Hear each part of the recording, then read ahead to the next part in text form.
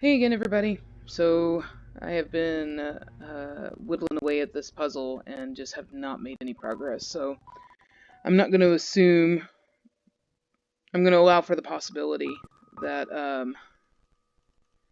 I just haven't found quite everything I need to there. I feel like I have, but I have tried it a dozen different ways, just interpreting the clues in different ways, and it's not clicking right now. So, for now, I have a key that I would like to use, and it goes to the tea room.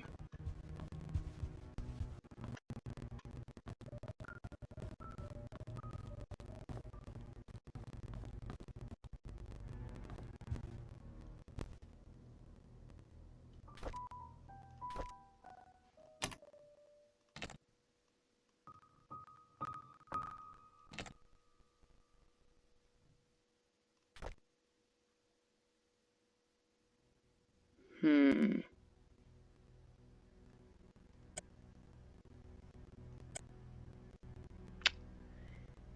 Well. Is this where this goes? Okay.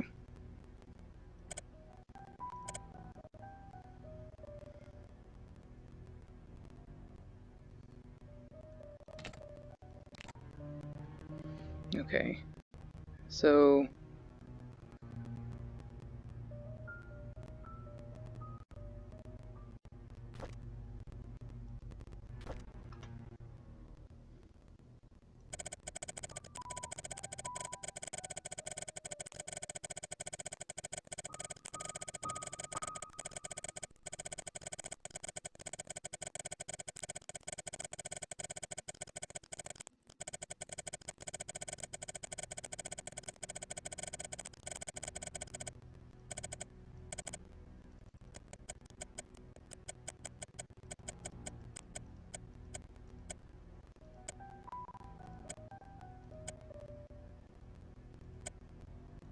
okay, so there's 4,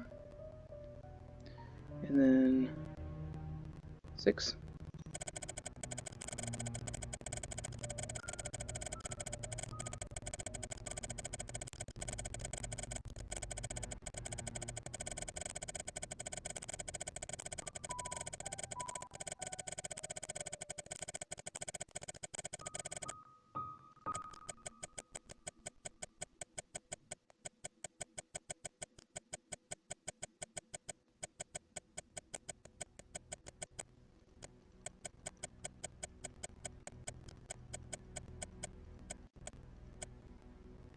Okay, and then 3 to the right.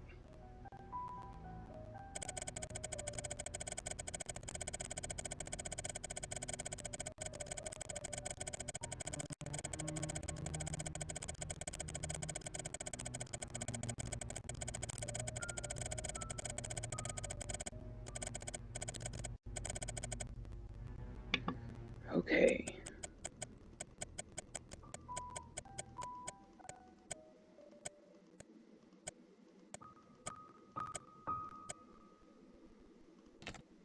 Ah!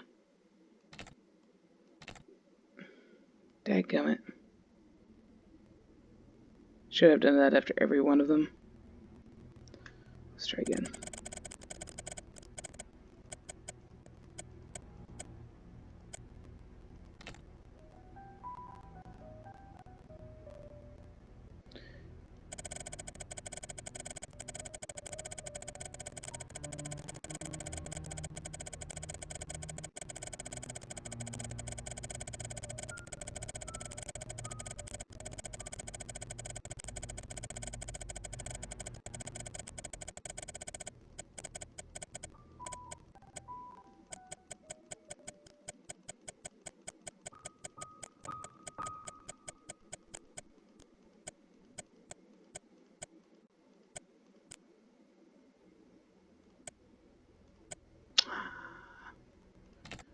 It's hard to tell. I hope I didn't mess that up.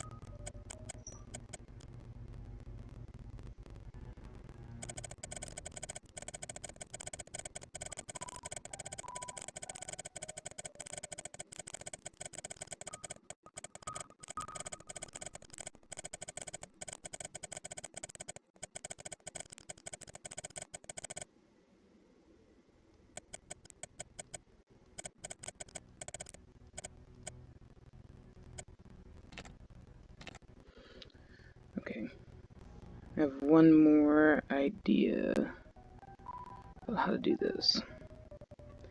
Maybe it needs to be like straight up on 4.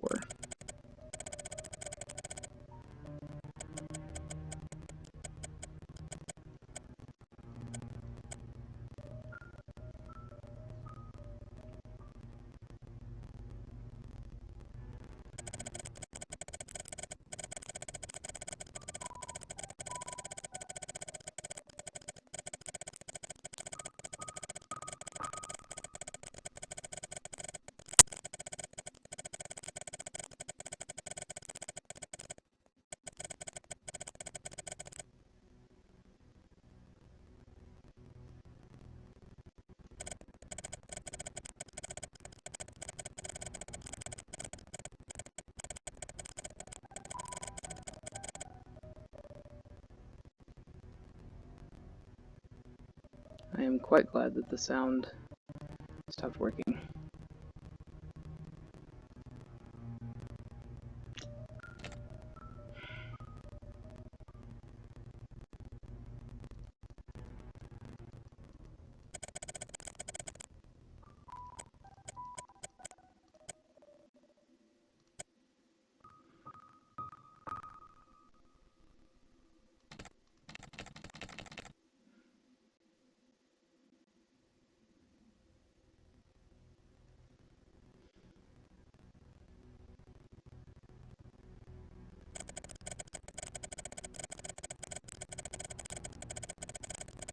Could it be the minute hand?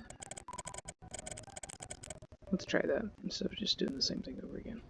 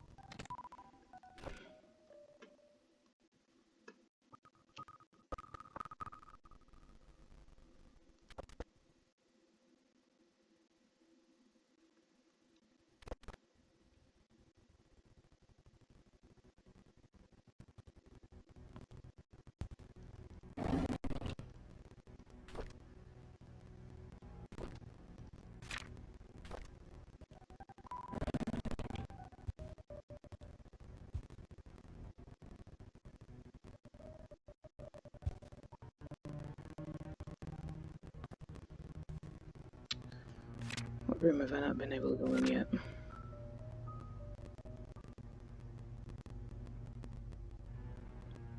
The attic.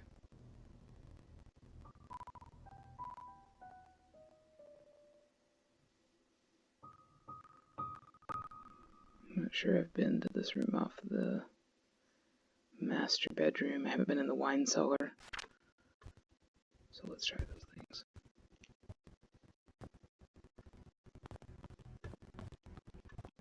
While I mull over how to do those puzzles.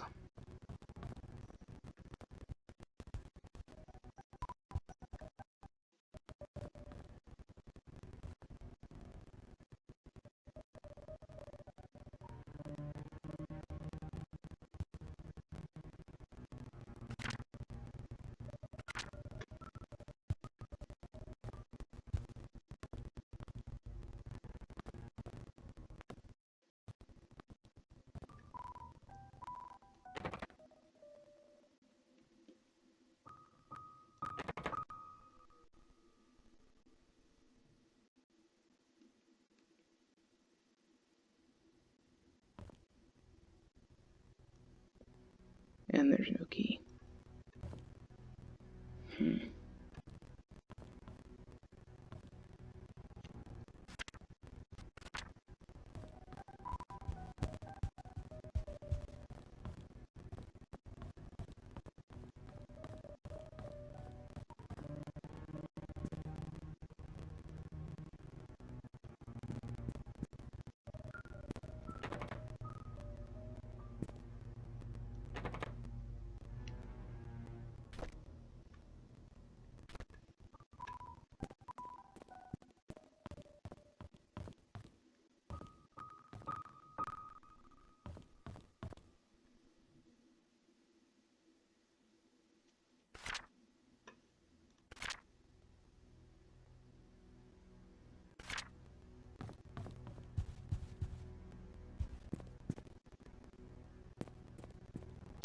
did not even see this.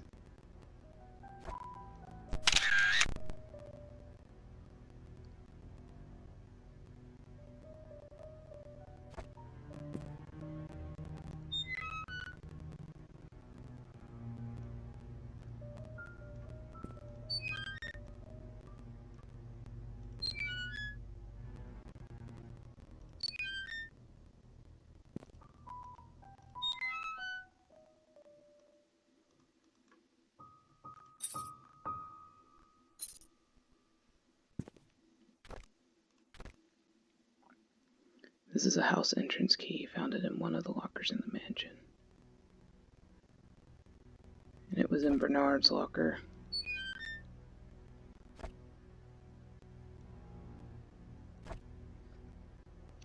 Do I know where Bernard lived? That would probably be helpful, since he's the main dude.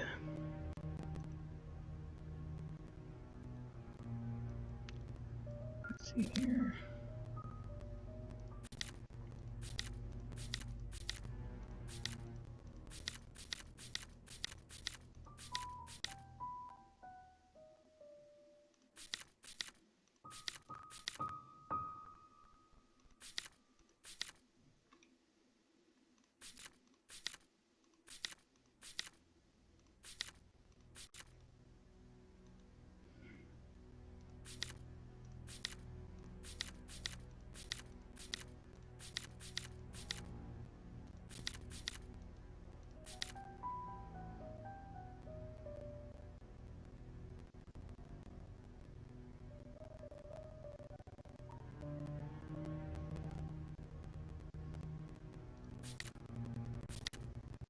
Hmm.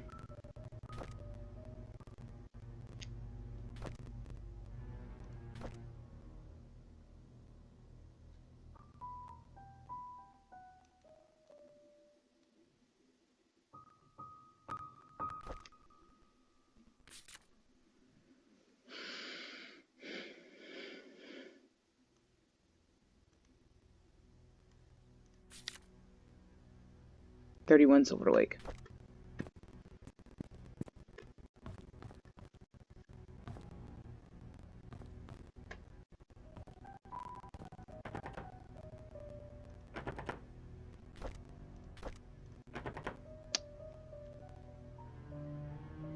Okay. Well, let's go.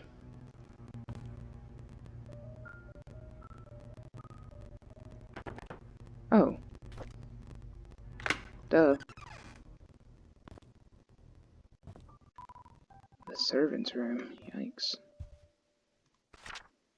I need to report Scott to Bernard. His suspicious acts are getting out of hand. Today I saw him peeking into Mr. and Mrs. Roberts' room from the window. He's been told many times now not to do this. Yikes.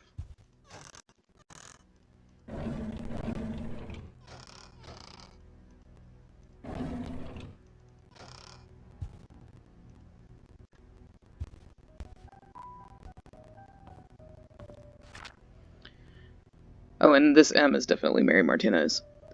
I was cleaning Mrs. Roberts' tea room when I stumbled across a pile of letters full of negative comments addressed to her. Why on earth does she keep those letters? She, more than anybody in this town, doesn't deserve to be attacked by these faceless cowards.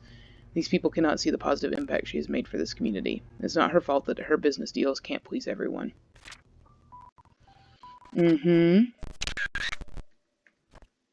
Mary is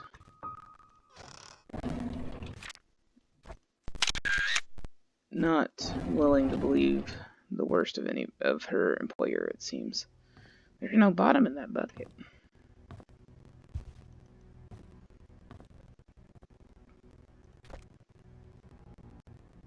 Well, Mary. February 3rd, 1995. I was cleaning the mansion attic today when I found Derek and Wanda's old stuff. I've been wanting to get into the attic. I asked Derek about it, and he told me he used to live here with his mom until he was about 6 years old. We chatted for like an hour. I've never talked to him that much. It felt quite nice talking with him, rather relaxing. March 3rd, 1995. I had to interact with Bernard today. His left wrist was swollen pretty badly. When asked what happened, he claimed he fell during rock climbing and twisted his left hand, so he can't help with writing the Easter invitations this year. I told him he only needs his right hand for writing. He looked at me as if I was joking. How could I have known that he was left-handed?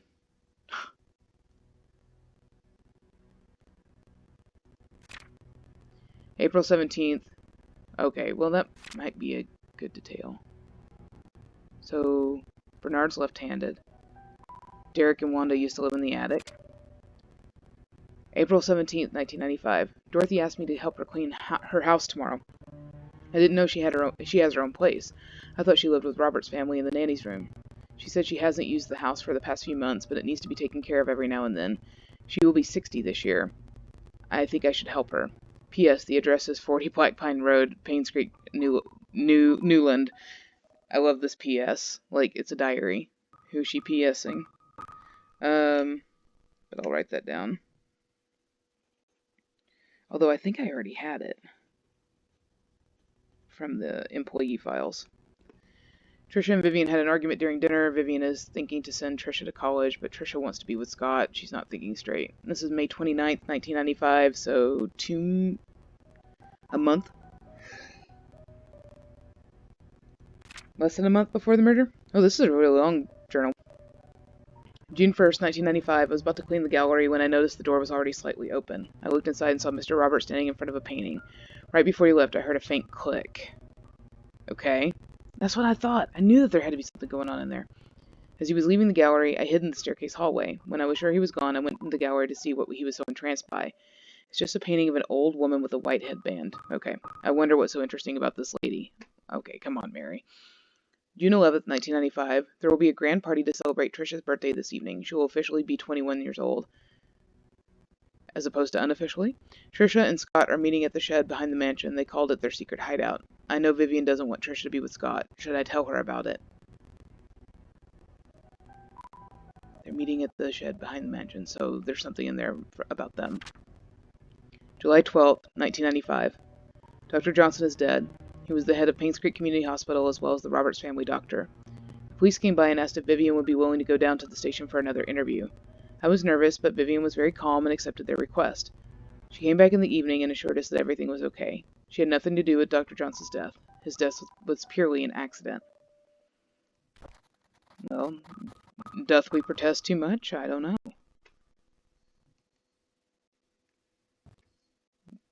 Why would she have had... Okay, let's take a step back and think about this. Why would she have had Dr. Johnson killed? Is it because... Could it be because... that...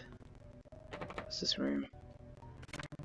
I just came out of the maid's room and this is the guest room. And I don't think I have any more keys for the house. Yeah, I think that key is to Bernard's house. And that's where I'm going to go next. Because the butler always knows where all the bodies are buried.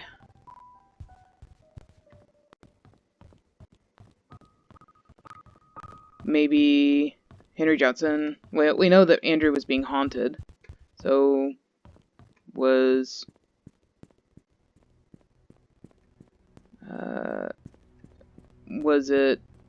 he wanting to come clean and clear his conscience? We know that at some point Andrew and Scott got somewhat close.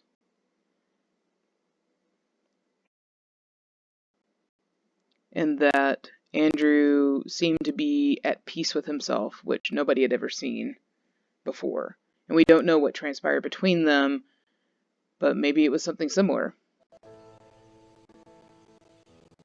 Also, July 12th.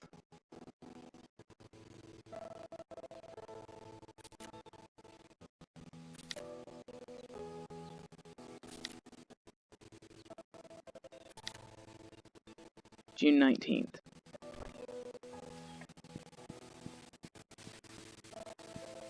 So they died less than a month apart.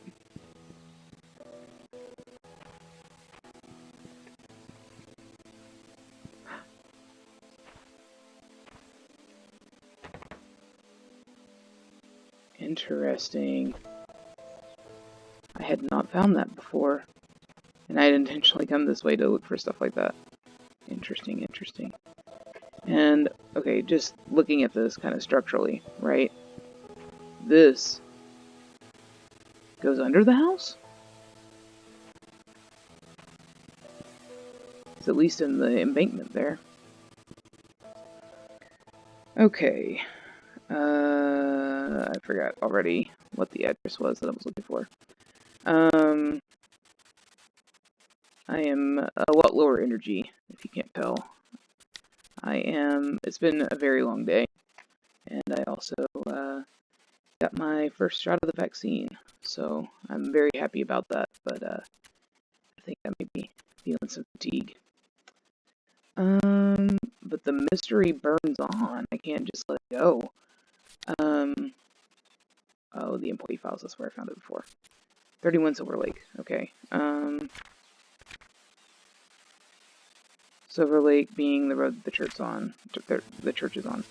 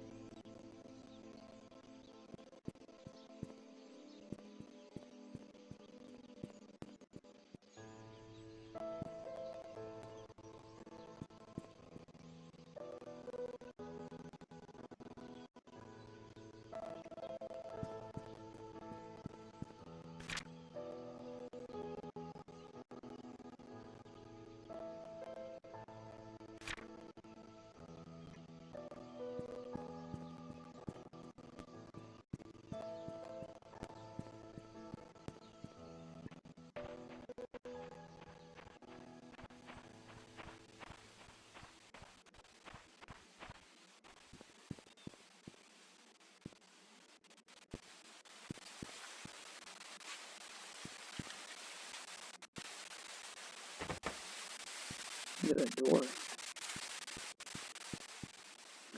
Yeah, I'm gonna have to look one more time. Now I'm writing it down.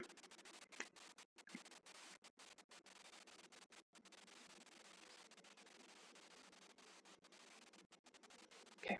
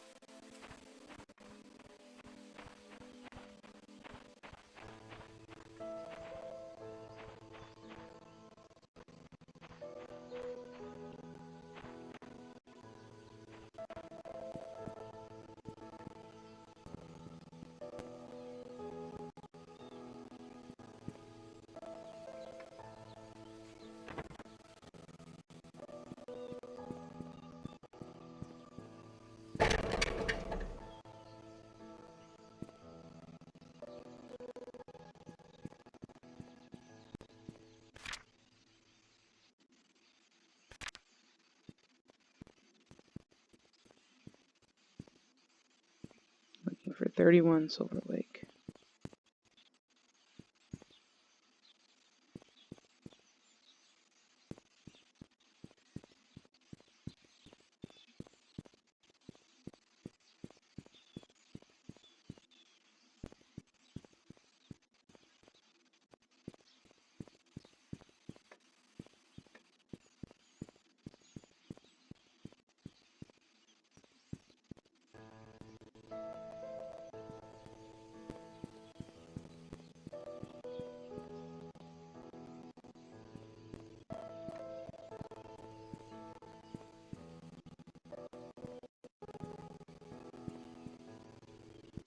Here we are.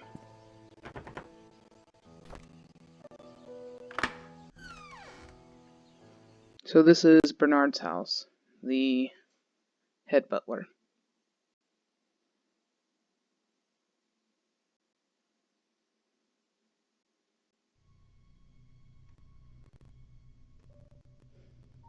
We really don't know anything about him. He used to be Charles's hunting partner until he was replaced by Scott. He's left-handed. He's, I think, the second longest serving servant. What you taking, Bernard?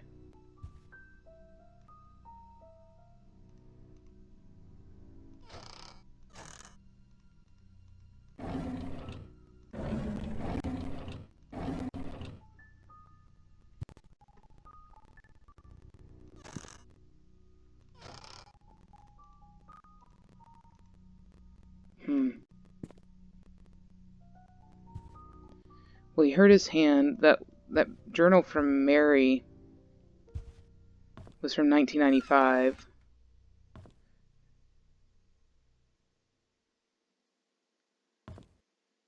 So, I mean, maybe he, and I don't know when he vacated this place, but maybe he's,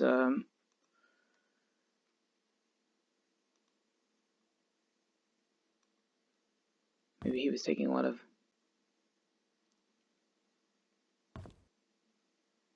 pain pills.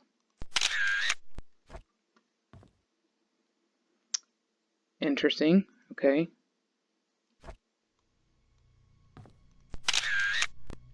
So how did he hurt his hand?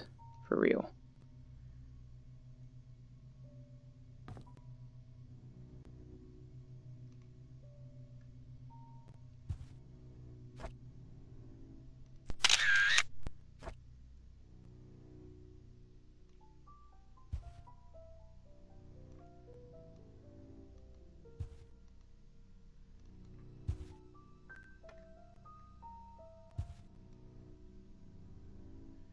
Interesting. Vivian Roberts, The Untold Story. Vivian Roberts is well known for her success as a businesswoman in the 20th century. What most people did not know was her seemingly overnight success was a 30 years journey that defied everything that she was told to believe in. Vivian was the first and only person in her family to graduate college. By her mid-20s, she left a highly paid job to start a controversial company. She then met her current husband, Charles Roberts, with whom she dedicated her life with, helped transformed the Roberts family business, and supported him during his mayoral election in the mid-1970s, or mid-70s. She also started the Roberts Relief Foundation for the poor and initiated medical research programs for the sick, which resulted in Painscreek Community Hospital becoming one of the best rehab centers for the elderly in the nation. This is the story of a young woman who came from a humble beginning and became the most respected and loved person in the town of Painscreek.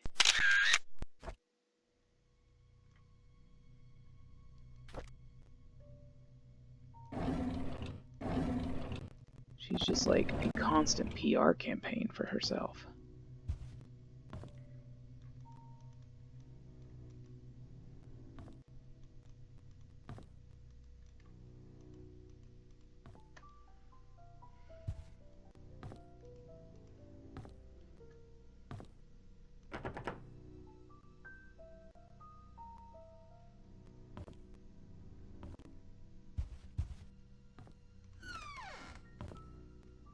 Bernard's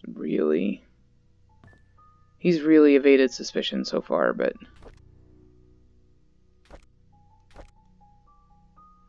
I mean, it's literally just a kitchen knife. He's evaded suspicion so far, but I really don't think he deserves it. Or deserves to evade suspicion. There's no way. I mean, there's so much. I think part of my problem is I'm not sure how far this game is willing to go. I mean, it's set up some pretty dark stuff. But I'm not sure if it's going to follow through on any of it.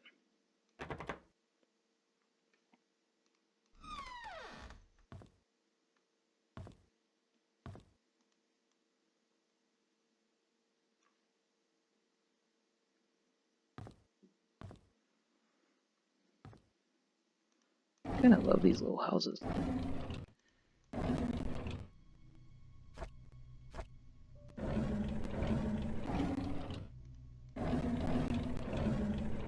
It's interesting that Bernard had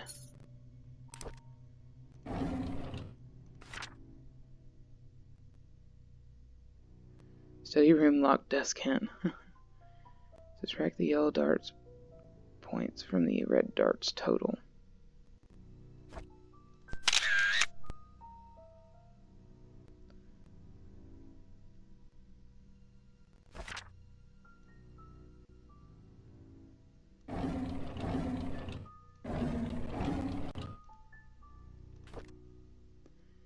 Bernard Hopkin.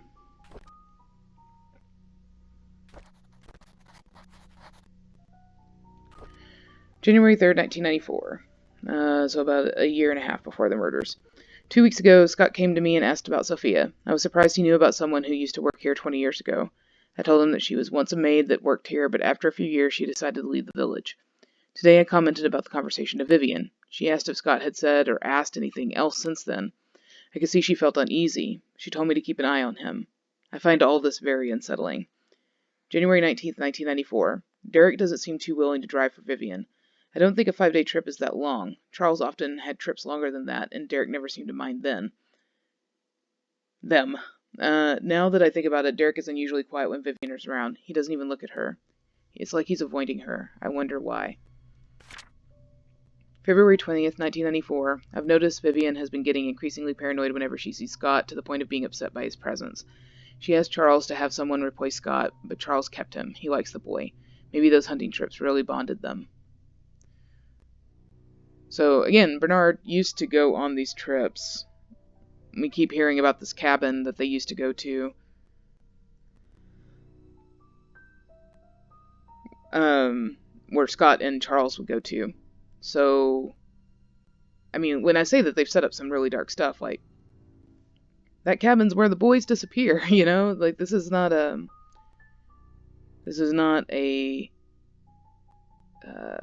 it doesn't sound like a very good situation. And this is really kind of solidifying my thinking that Vivian had something to do with Sophia's disappearance.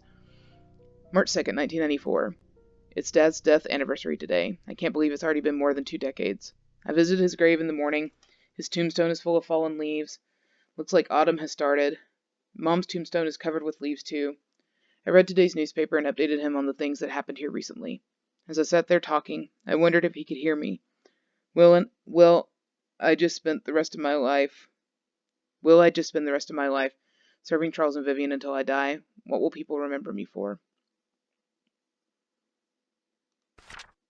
April 29th, 1994. I saw Scott and Tricia today.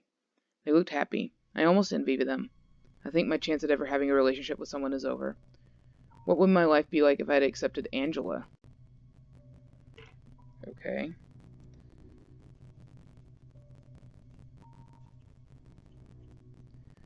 I don't think we would have been happy. She wasn't my type anyhow. Who is my type then?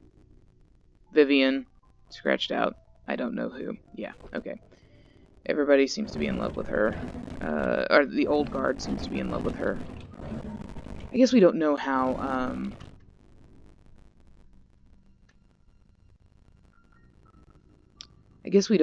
Vivian, or, Dorothy feels.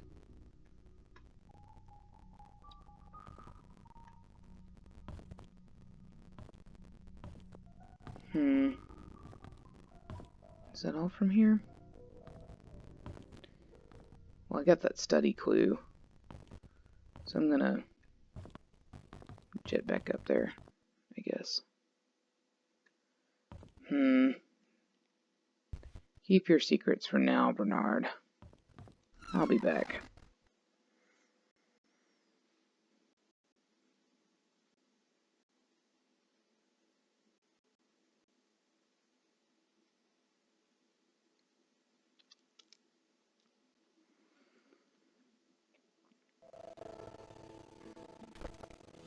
Let's go to the inn's courtyard.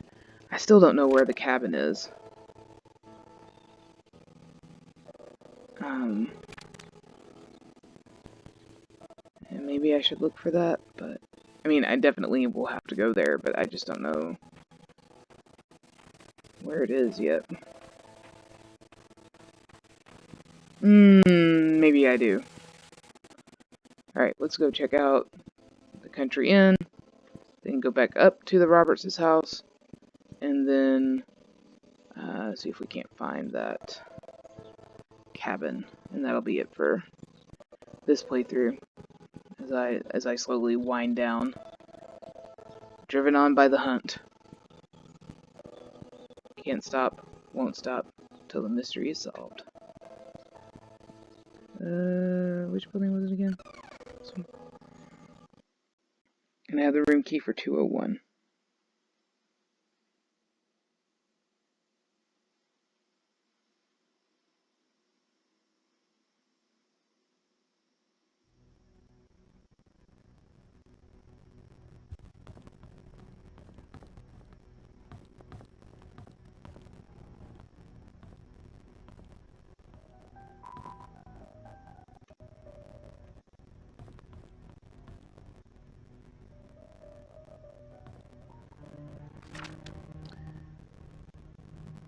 Okay, yeah, this is the private investigator who I believe is dead.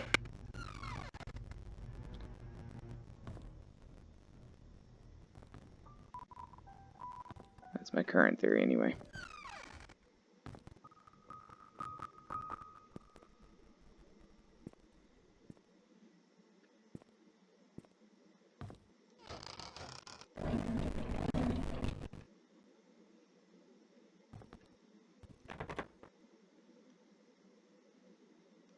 My key.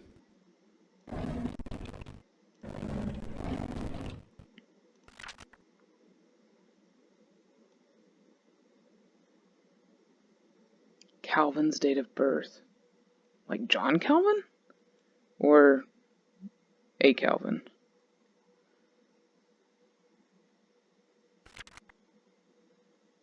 Okay. You're not gonna let me take it, so.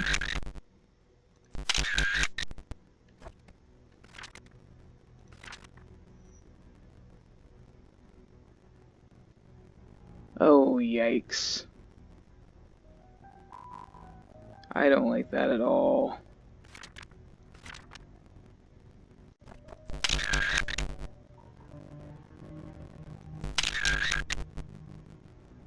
Okay. But we can see that everything's boarded up, like nobody's been there for a long time. Okay.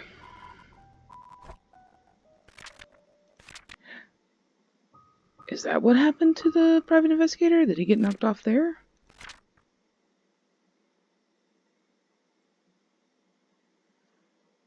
What am I looking at here?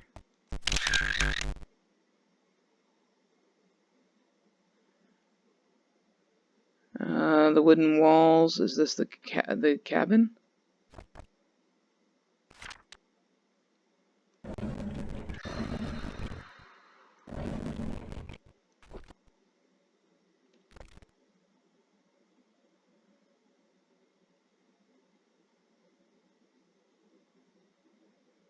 Yeah, I bet he loved her. Just making sure that they're gonna record it for me.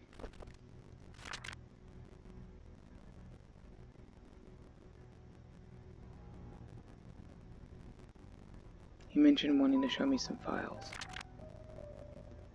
In the inn's reception area, it's part of the counter. It's hard to pop open. The latch is placed in one of the corners. Interesting. In the inn's reception area, it's part of the counter. The latch is placed at one of the counters, the corners. Alright, so I'll go there.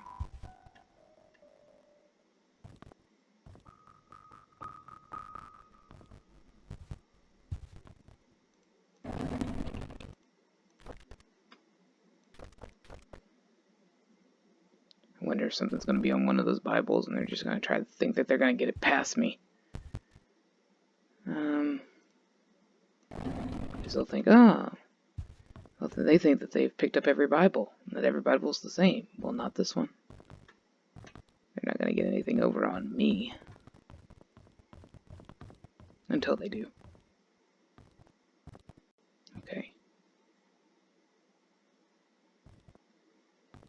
corner.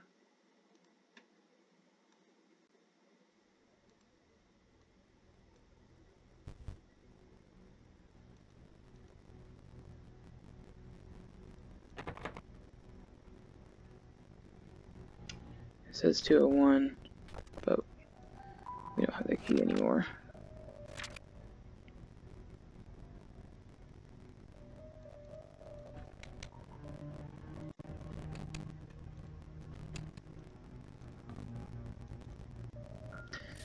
Alright.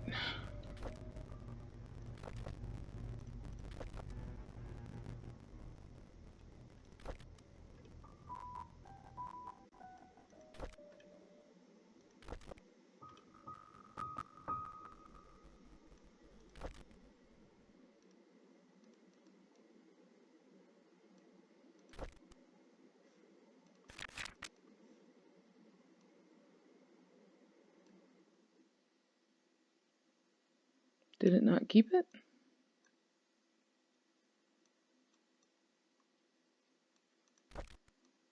That's a little frustrating.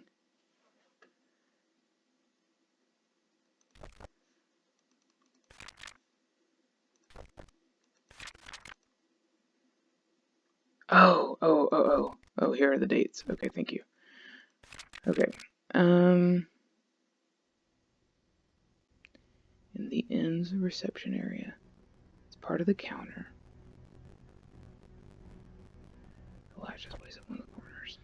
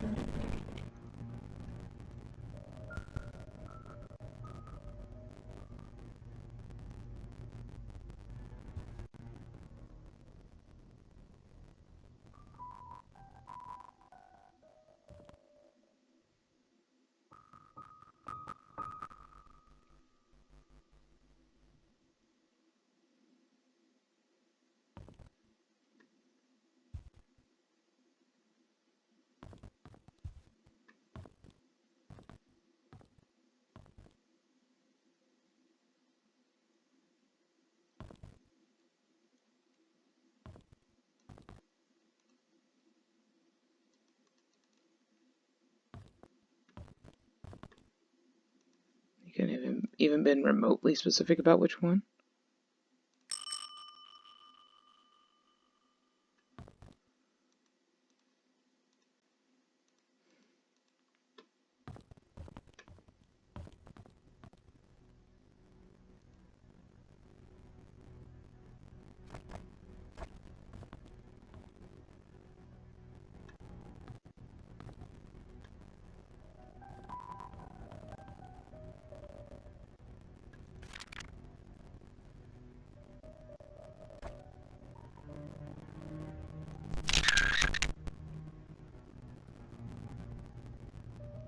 Cherry Creek Lake is where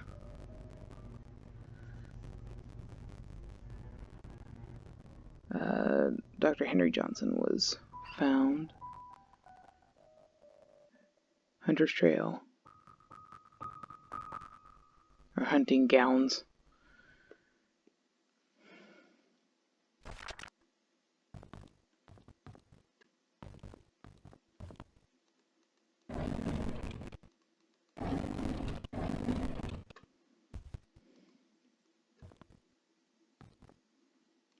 I mean, I am in the inn, so at least I'm in the right building.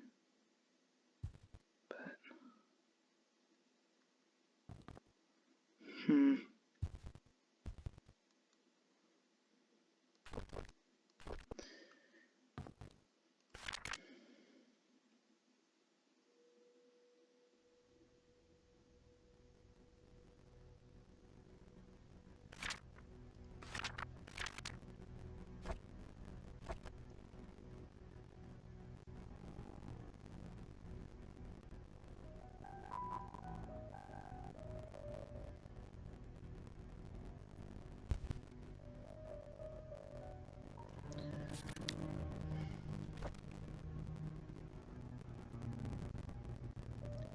Hidden panel. It's part of the counter.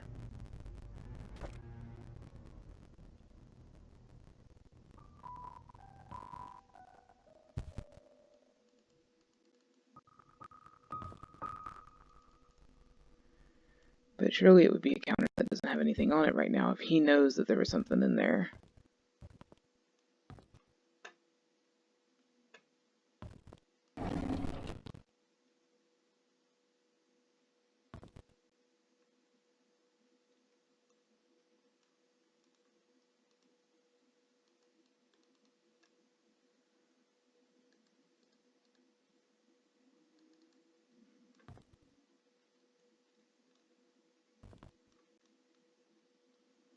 It's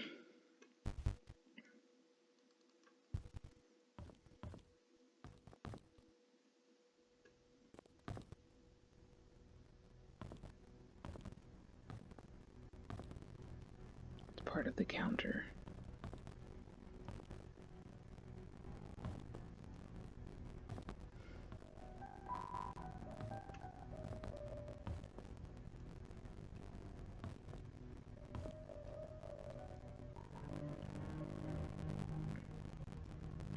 I mean, the flow of the game has been really good up until this point, and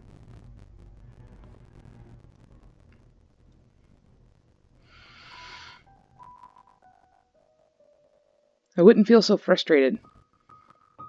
I don't think if I knew exactly, like, well, what I was looking for, and also, like, the game is just underpolished enough that it's really hard to tell when it's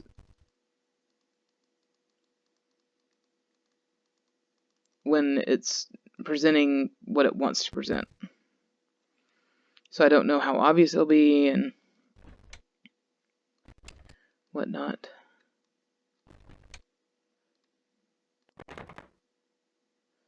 I am feeling a smidge. It's part of the counter.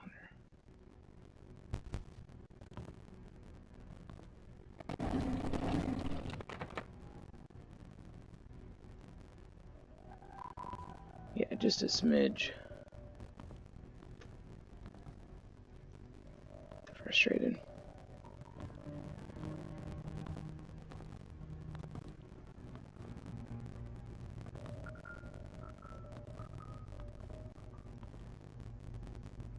I mean, another thing is, I assume they're talking about this counter, right? I would prefer not to leave until I've got it figured out, but... I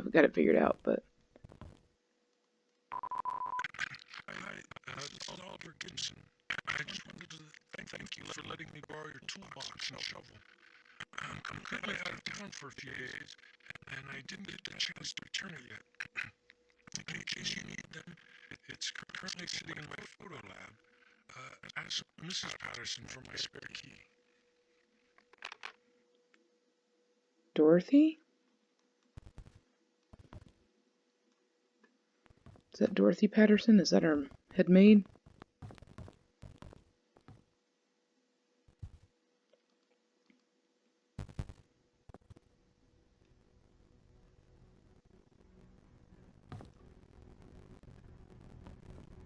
I mean, I'm pretty determined not to cheat, so I will just mull it over. Hidden panel. It's in the countertop. I mean,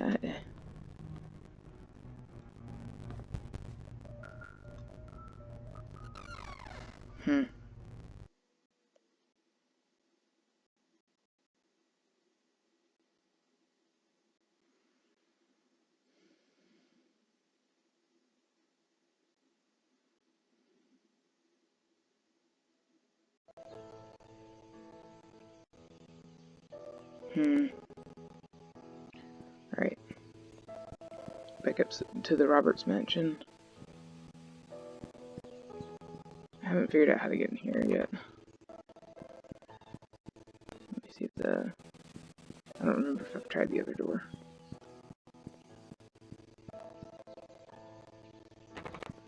Yeah. Okay, so I'm gonna run up to...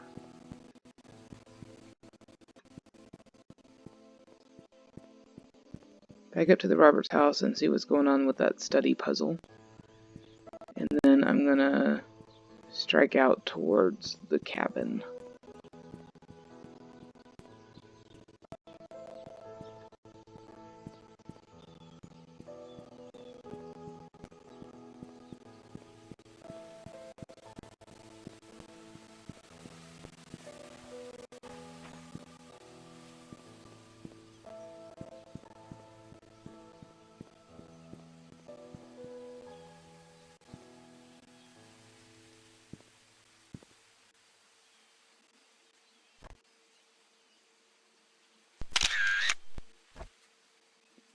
What is that?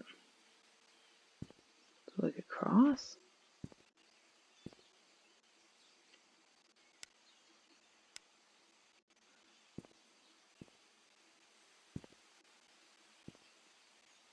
Oh, it's the design on both sides of it.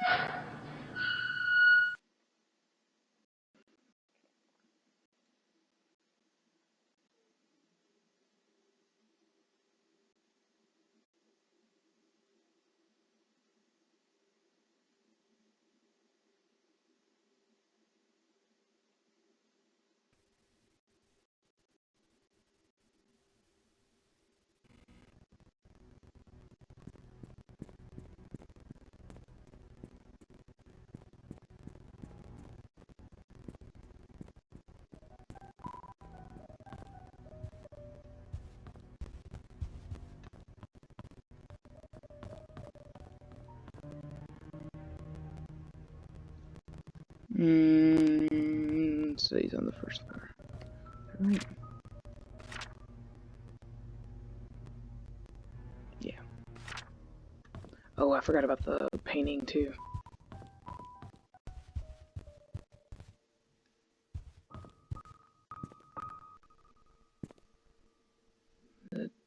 Okay. So I have the clue for the desk.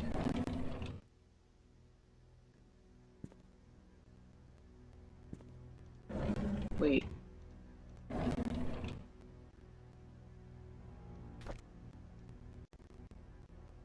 Knight, 5, pawn, 2.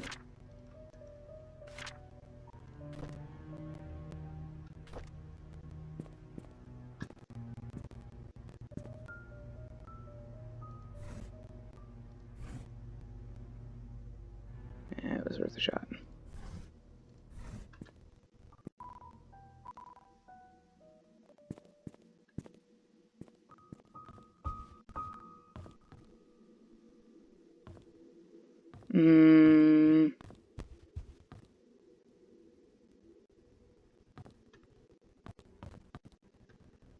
Where are their darts?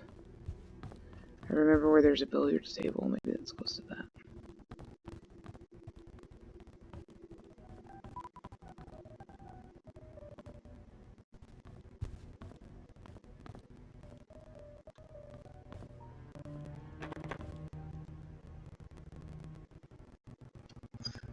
Let me look at...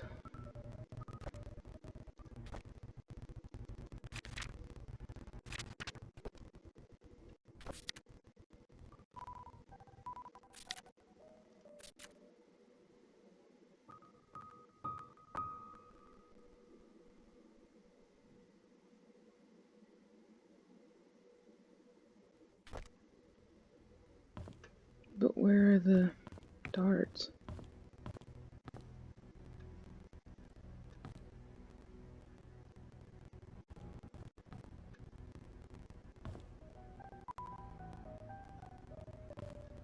Doesn't seem like they're outdoors. Is there like a game room somewhere?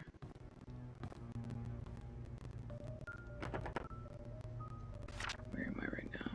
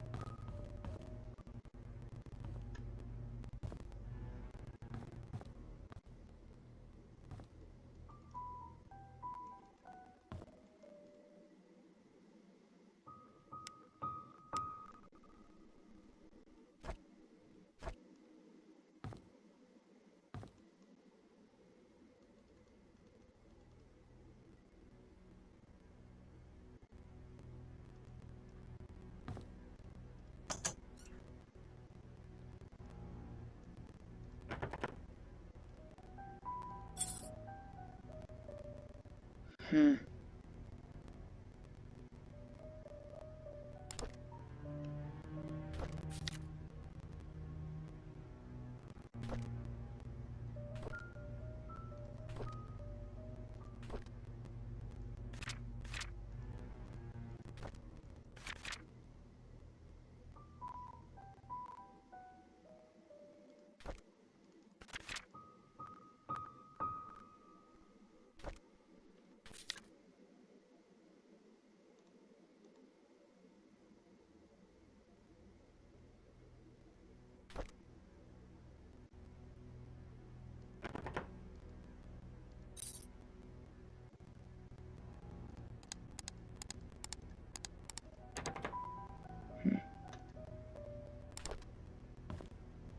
I was wondering if it was a euphemism on Cecilia being the painting.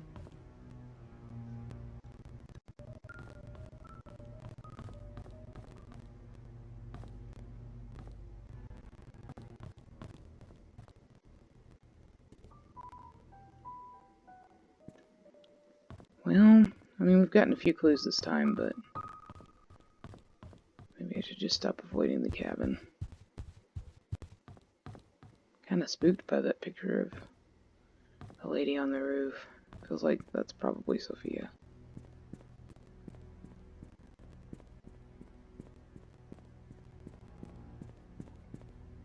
It was near, if I remember correctly, the only cabin that I've seen was near the playground.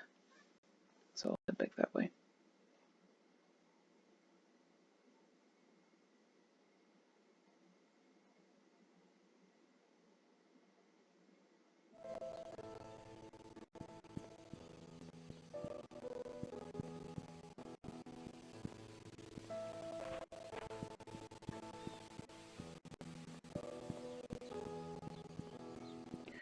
Dorothy lives on 40 Black Pine, but we don't have her key.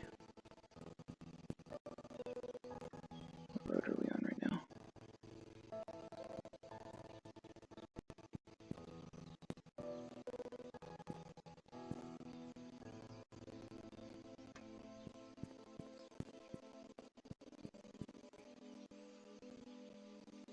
Okay, so this is Dorothy's house. We don't have her key.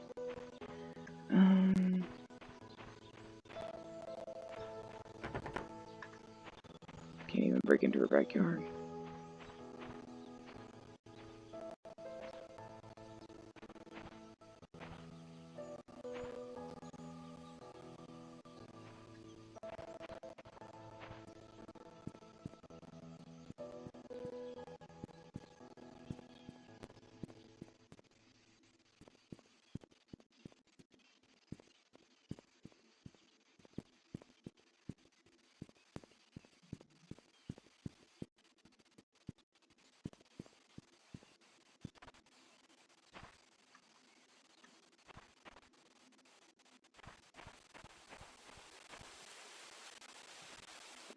So I think this is the Hunter's Trail.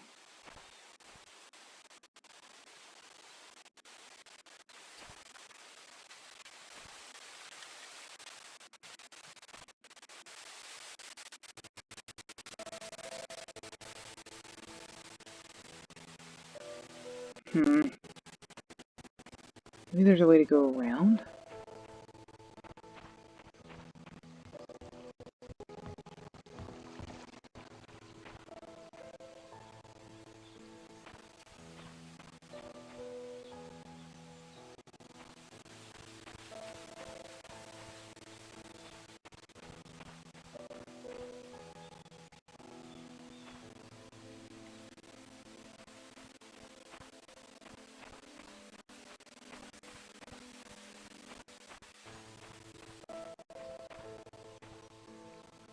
Is that the well?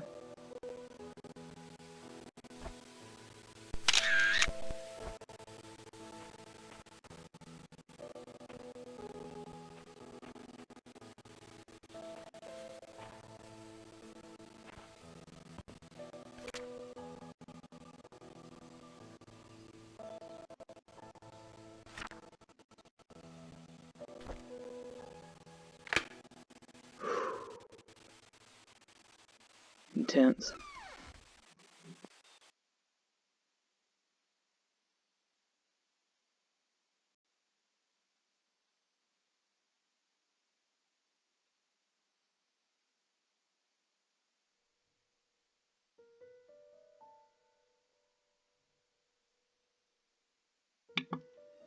Alright, let's see if we can get an investigative pick-me-up.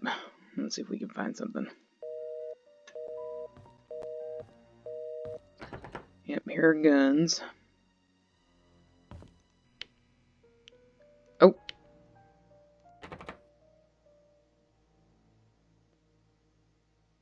That's the first time we've come across power in a non-sheriff building. Hear it? You can actually see it. That's kind of creepy. Okay. Let me just see what I have in my inventory. Okay, not much.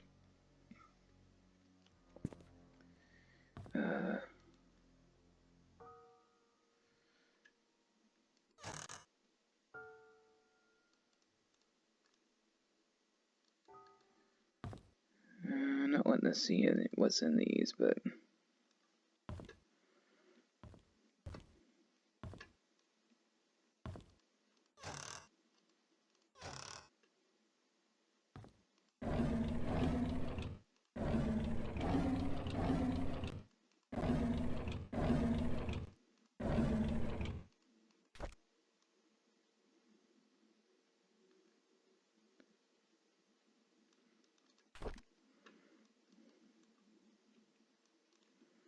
I really don't think it was a kitchen knife.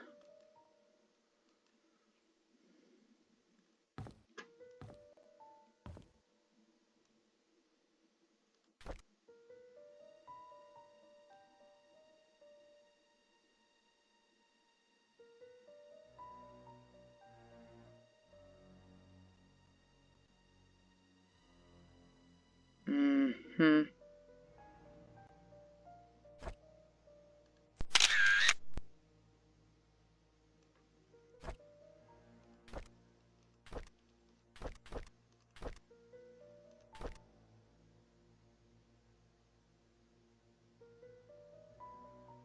Another Daniel, but I don't think it's the same one.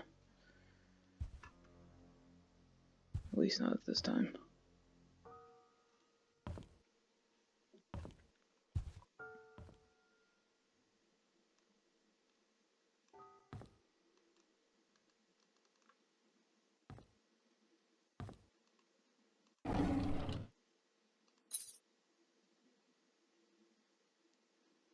Church.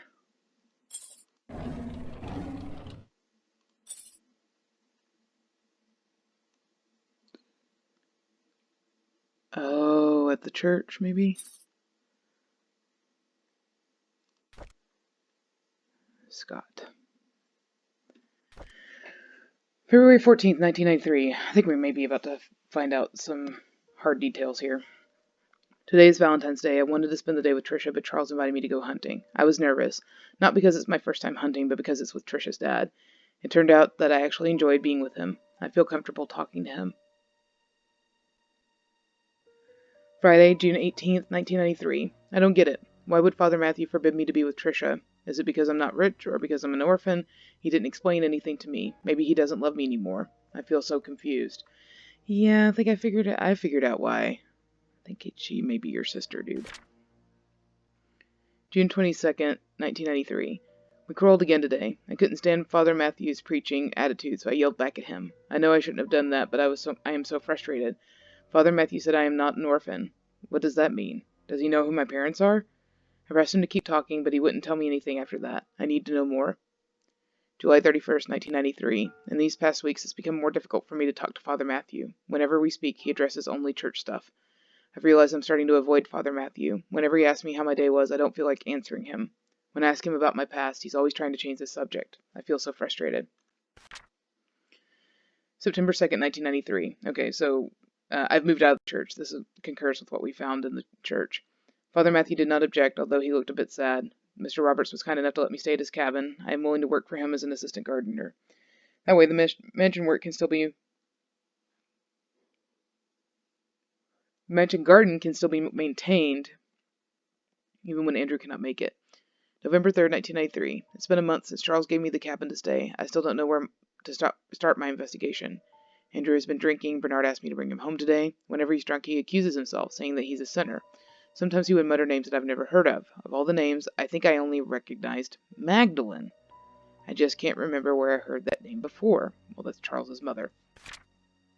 November 7th, 1993. I just returned from the orphanage and found out that it was Father Calvin's birthday. It was Father Calvin who brought me there. The record sheet stated that I was from Painscreek. How? If I was born in Painscreek, there must be records of me in the hospital. But I've checked. There's none. Okay, so the private investigator, we got a note from him that said that Father Calvin's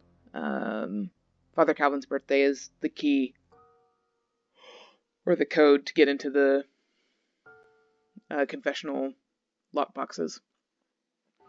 Thursday, November 16th, 1993. I broke into Father Matthew's bedroom today. I shouldn't have done that, but he might have had something that could tell me about my birth parents. He didn't have anything relevant. November 20th, 1993. Andrew's drunk again. This is the 5th time I've had to bring him home and cover his shift. It's getting quite annoying. As I laid him down on his bed, he muttered repeatedly, "I'm so sorry, Sophia." Who's Sophia? Okay. I mean, maybe when Andrew was killed, it wasn't an accident. Or when he died. Maybe it was actually that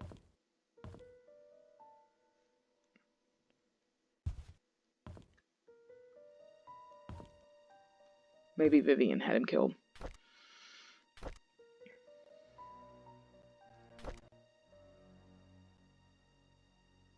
Okay. Let's do that. Go to the church, and then we'll call it good for this time around.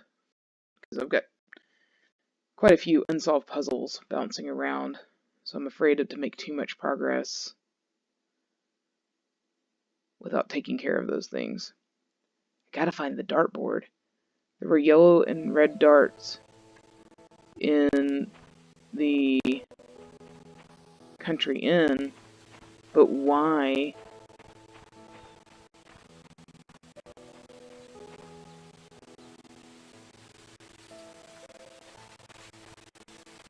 I mean, surely it's somewhere near the study or in the mansion. Like, why would Bernard write down the hint?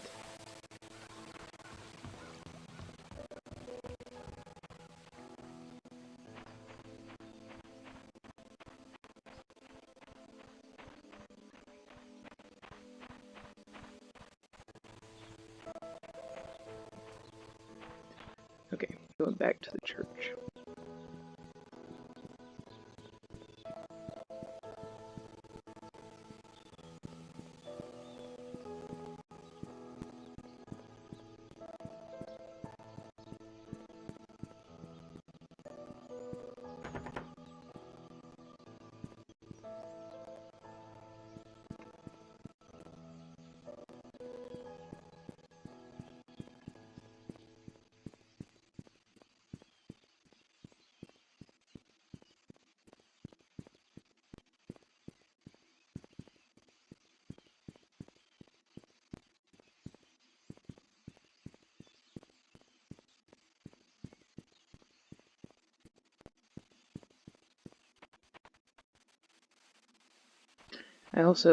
I need to figure out what this is about.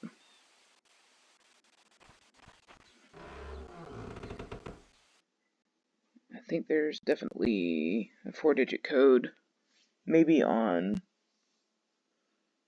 Father Matthew's desk. I need to find out when Calvin was born.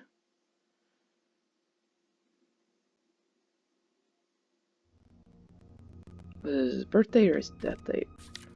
Or something else? Date of birth. Okay.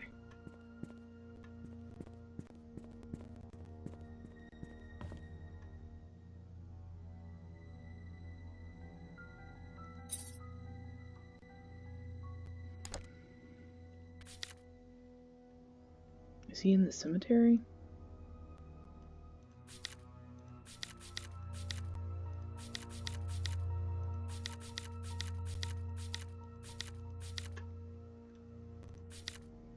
Yes, he is.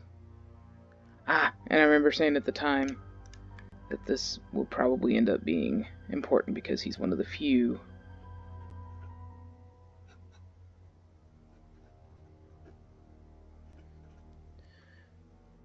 that had a birth, like actual dates for birth and death. Okay.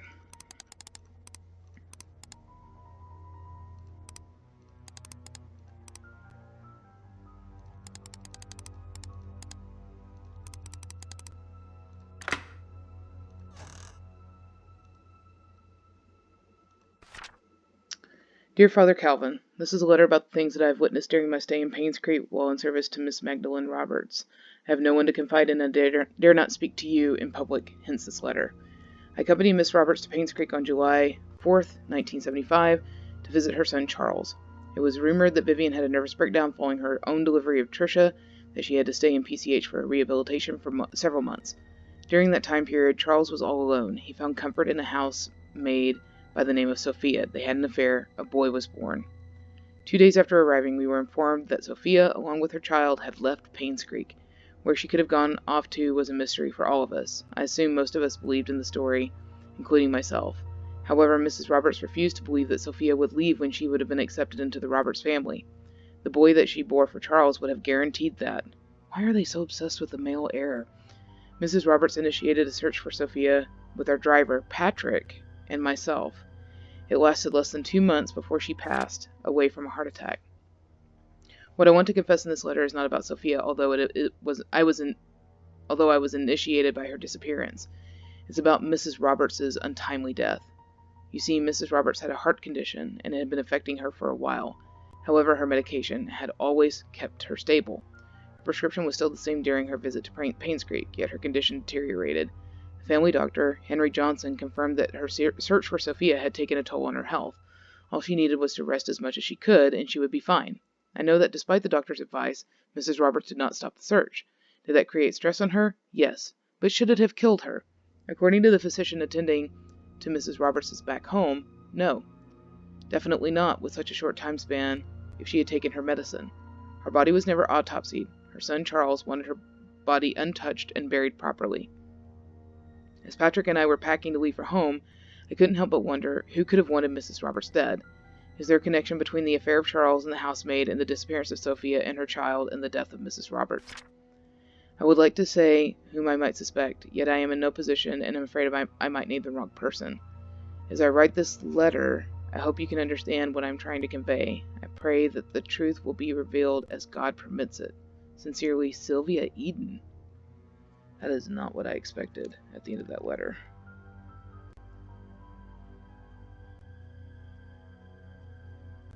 Sylvia Eden. Have we come across that name?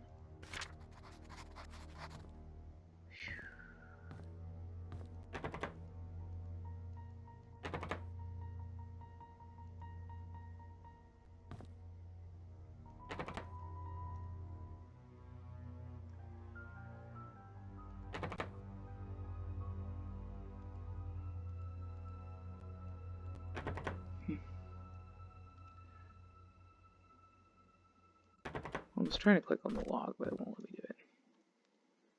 I don't have that combination really either. Okay, so what did we just learn? That, yes, Scott was Charles's son, that his daughter, Charles's daughter, was in love with him, and kind of no telling what happened there.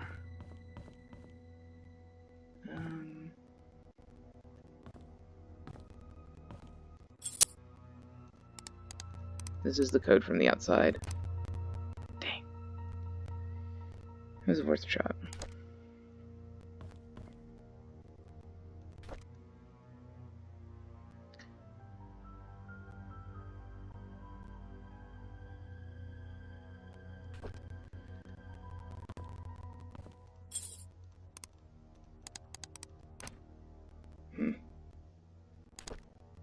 May 3rd.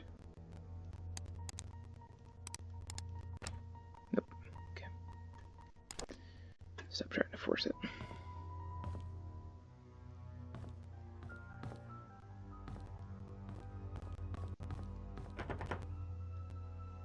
I think downstairs is the... Yeah. Okay.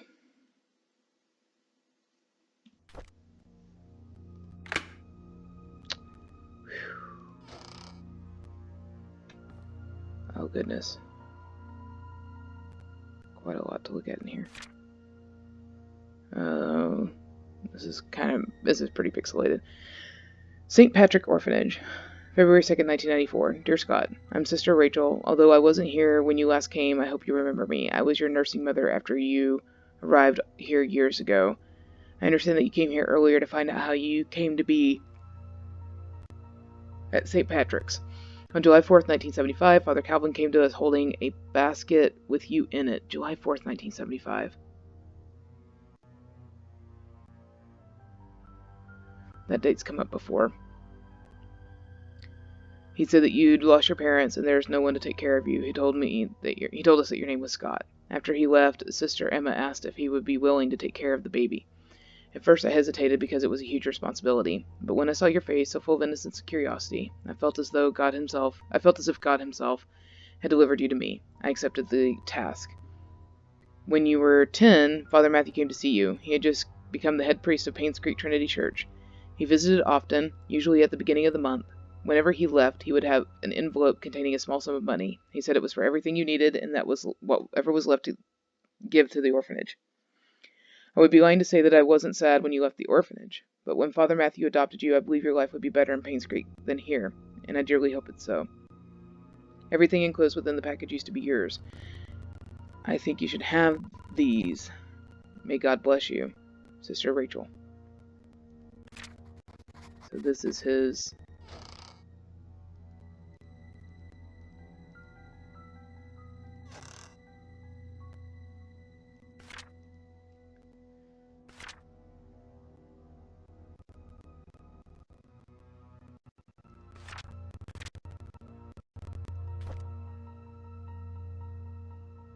Scott's Diary. My Baby Boy, 1975.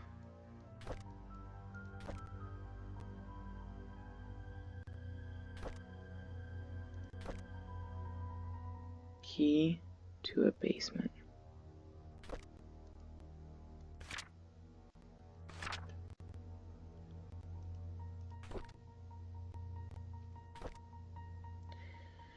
Tuesday, November 30th, 1993. I asked Andrew about Sophia. First, he freaked out, saying that I shouldn't go around speaking that name. Then he said he had never heard that name in his life. Is he hiding something? Why would he lie about Sophia? This makes me want to know who Sophia is even more. Thursday, December 2nd, 1993. I asked Wanda if she knew anything about Sophia. She said Sophia used to work as a maid in the mansion for a few years until she was let go. When asked why, Wanda said she didn't know. However, she thought that Sophia was a manipulative woman that would do anything to get what she wanted. Wanda resented that. Wednesday, December 8th, 1993, I met Derek today and asked if he knew anyone by the name of Sophia. Apparently he's not on speaking terms with me. I wonder if it has anything to do with Trisha. December 13th, 1993, during today's lunch break, I asked Bernard if he knew about Sophia. He was surprised that I knew that name, but proceeded to say he did not know her that well. Somehow I feel uncomfortable whenever I talk with Bernard. His cold gaze gives me the shivers. Saturday, December 18th, 1993, I met Dorothy while tending to the garden. I asked her about Sophia. She looked confused. She was curious as to where I'd heard that name. I told her it came from Andrew.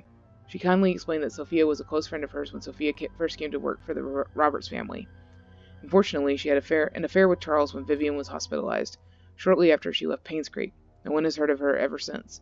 Dorothy thinks that Sophia has probably started a new life in another place. I wonder if the affair was the reason everyone's quiet about it.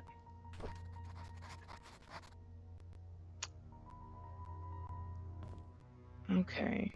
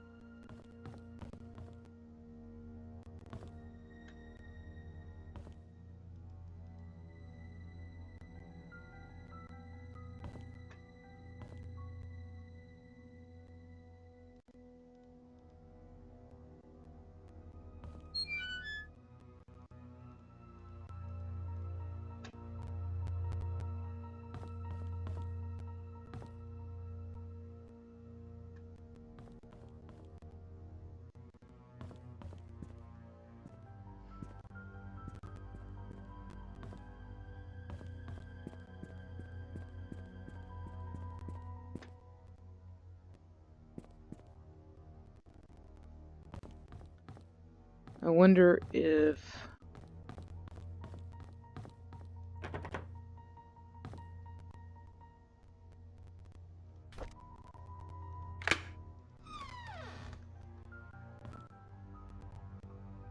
Whose room is this?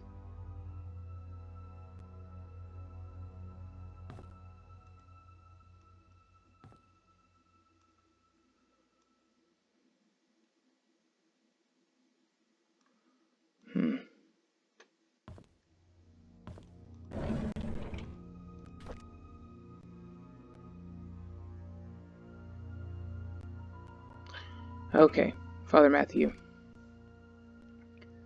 January 16th, 1975. A few months have passed since I've arrived here. This missionary trip is harder than I expected. There's no clean water, the food lacks nutrients, and there isn't enough medicine. We have requested help from the WHO, but haven't received any reply yet.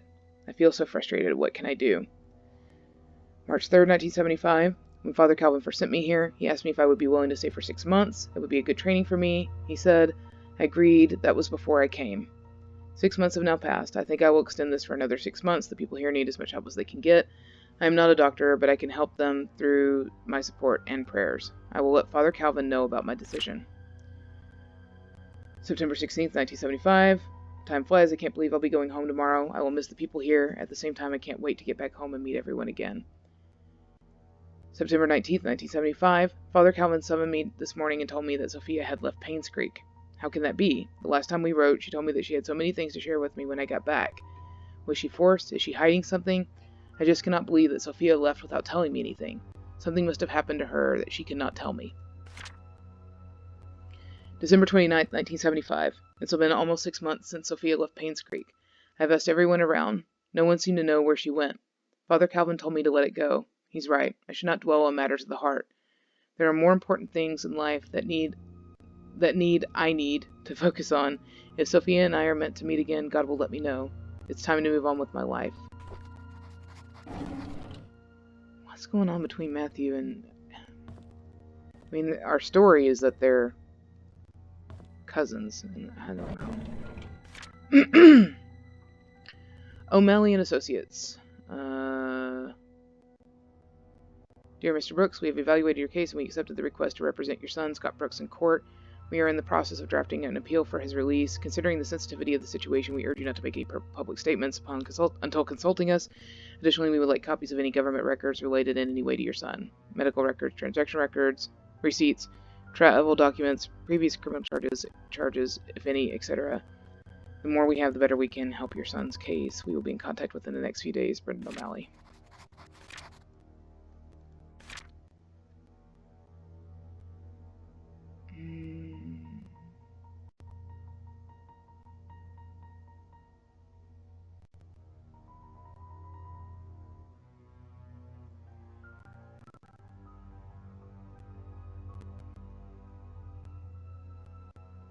Donation from the Roberts family. So they gave $1,000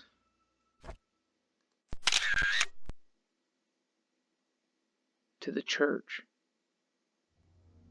Is that what's going on here? No, it's his account. So the Roberts family actually gave him $1,000 for Scott's defense? Is that what's going on?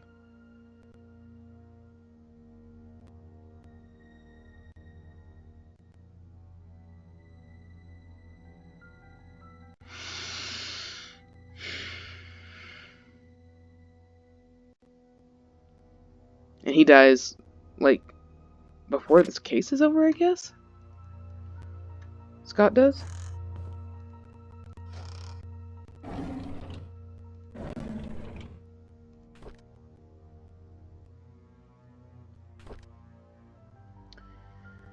Okay, February 25th, 1971, so this is earlier than the other diary. I had always wanted to be adopted, but I guess heaven had something else in store for me. Instead of being taken in by family, I came to Painscreek Trinity Church. To be honest, I would prefer to have a real family with people whom I can call mom and dad. But Father Calvin said, God has plans for my future, and in time I will come to realize it. The Roberts family is looking for a new maid. I told Mrs. Roberts that a relative of mine would fit the position really well. I know I shouldn't lie, but I want Sophia to be here in Painscreek Father Calvin always said we have to help those who are in need. Sophia's in need, and I'm sure she will be glad to have this job. So yeah, they're not cousins. Since starting the job, August 10th, 1971, since starting the job at the mansion, Sophia has settled in nicely. Whenever she has time off from work, we've been exploring Painscreek together. I have so much to show her. This is just like the orphanage days, and I'm extremely comfortable being with her. Oh, so they knew each other in the orphanage. October 27th, 1971. Today was Sophia's day off. We ate at the Moon Cafe again. I can't seem to get enough of this place. The food is delicious, the atmosphere relaxing, and the coffee tastes great. Maybe it's all because of Sophia's company still. I love to hang out here. This is definitely one of my favorite places in Painscreek, followed closely by the church and Little Big Books. Okay.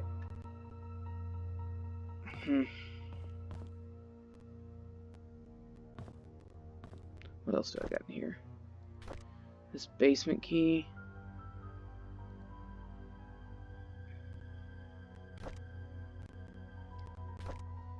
At least we were told it was a basement key.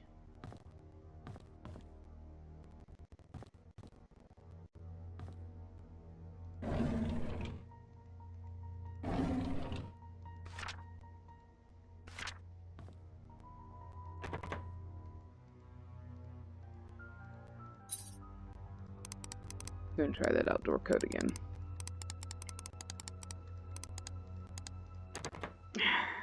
Okay. Well. It's been I mean, like, every time I've ended a play session, I've known where I was going next, but I'm really gonna have to think about it.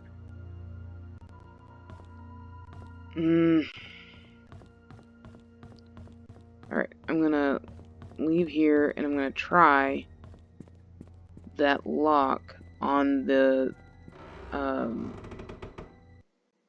that little outbuilding that's really close to the Roberts place. But I'm not actually confident that that's going to work. And I'm not sure that I've seen a basement anywhere else.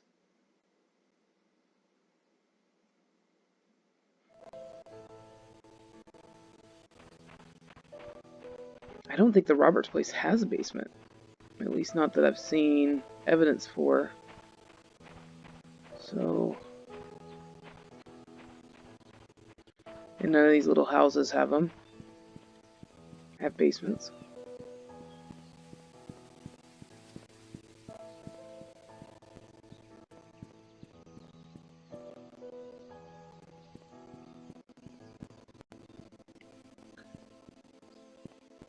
It could also... oh, no. I bet it's not even this. I bet it's the door where the electricity came on. At the cabin. I'll try it here, but then I'll go straight there. I feel like I'm wandering around way too much. But...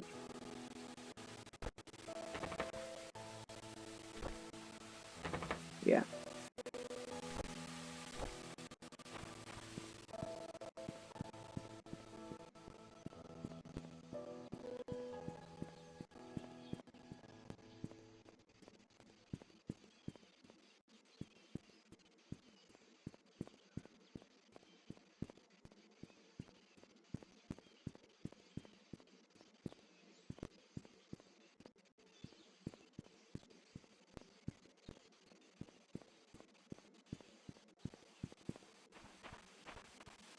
I think before I fire it up and start running around for the next play session, I will take a minute and just kind of go over all my pictures and stuff and establish what questions we have outstanding.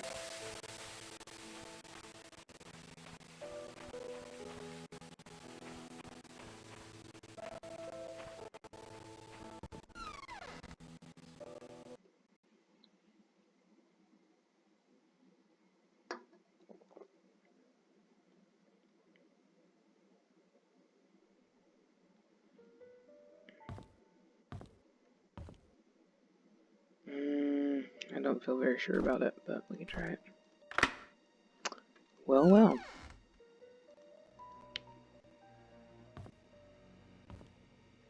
This does not feel good.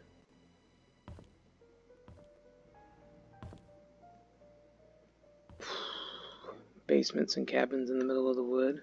No thanks. Huh. I'll keep my flashlight on, thanks.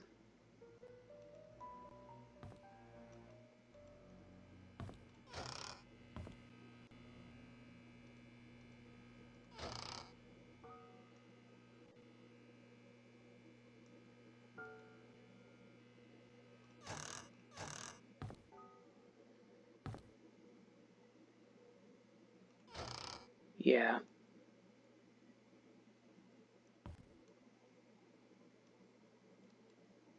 Huh. Okay. So we need a cross to go in this thing.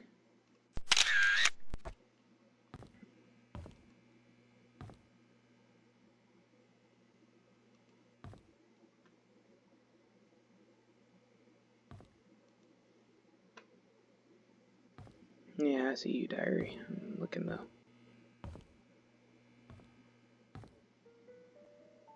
Okay, whose is this one? Scott. Alright. Ooh, got an achievement, The Hidden Truth. Okay, Valentine's Day, 1994. On Valentine's Day, Trisha gave me some chocolate. I've never seen that brand before. I bet it must be expensive. I haven't finished making the music box. I had hoped that it would be her Valentine's Day present. I'll just give it to her later. Hopefully she can forgive me. February 18th, 1984. It's been quite some time since I last talked to Father Matthew. He's always asking how I'm doing after Sunday service, but I tend to ignore him whenever possible. I know it's wrong. I need to find a way to make amends with him. Well, I give you props for that. April 19th, 1994. The grass has been growing wild lately. The weeds are everywhere, and Andrew's not here. Actually, he hasn't been here for quite a while now. I wonder what happened to him. I should visit him after work tomorrow. Okay, so maybe that's the origin of that note that we found on the outside of the cabin. No, it said visit him at the hospital, so that was later.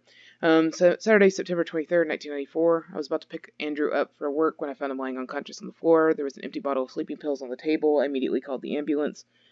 According to the nurse, this is Andrew's third suicide attempt. She's glad that I saved him in time. An hour later, and he could have died. I don't know why Andrew would commit suicide. What I know is that he must be lonely. He needs a friend. Wednesday, September 28th, 1994. Pretty long entry. I visited Andrew at the hospital today. He's out of ER and is recovering quite well. While I was cutting the fruits, he told me a story. In 1972, there was a maid who came to work at the mansion. Her name was Sophia. She was a hard-working young lady with a great personality. She was loved by many. A few years into her job, however, she had an affair with Charles. A child was born. When Vivian found out, she was furious and decided to kick her out of Painscreek. What happened after that was a tragedy. Okay. On June 26, 1975, at 11 p.m., Vivian, Dr. Johnson, and Andrew confronted Sophia. A fight broke out. Sophia fell and hit her head on a nearby well. She stopped moving. Dr. Johnson checked and realized she was dead. Her neck had broken. No one knew what to do. Vivian then asked Andrew to take care of the body and her baby. Andrew did what he had to do to protect Vivian. After that night, they vowed to never tell anyone about the incident. Before leaving, I asked Andrew what the baby's name was. He said it was Vincent. As I left the hospital, I couldn't help but pity Andrew. He lived a confusing life, and the struggle shows. I hope he can heal. So Scott's name is really Vincent. Well. I'm in a basement. What do I need a curtain for? I have no idea what this even is. Is that a key? I guess so. Okay, well, here I am, standing in a basement that has a window. I am out of keys, which is kind of nice, but at the same time, I have no idea where I'm going next. So, I got some stuff to figure out before the next time I come back, but like I said, I am committed to figuring it out and sharpening my noggin. So, okay, well, thanks for watching along, and hopefully I'll feel better tomorrow, and I won't be quite such a a terrible host. But see you next time.